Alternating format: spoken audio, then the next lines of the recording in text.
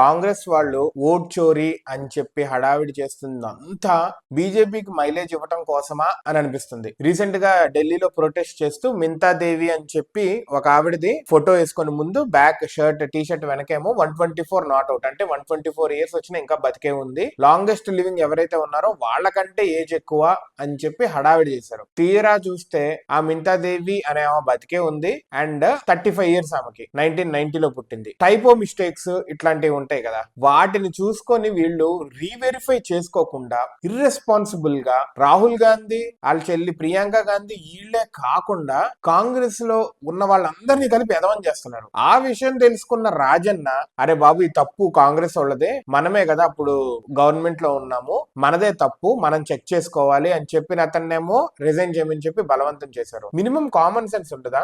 ఎవడో techie data పట్టుకొని వచ్చి ప్రెజెంటేషన్ మంచి సాఫిస్టికేటెడ్ గా తయారు చేస్తే ఎగేసుకుంటే అబ్బా దొరికింది దొరికింది దొరికింది దొరికింది అని చెప్పి ప్రెజెంటేషన్ ఇచ్చి మీడియా వాళ్ళందరికీ ఇచ్చేసి మేమేదో పగలు తీస్తున్నామని చెప్పి దానికి ఇంత ఖర్చు పెట్టి ర్యాలీలు చేసుకుంటా ఫైనల్ గా బీజేపీకి హెల్ప్ చేస్తున్నారు.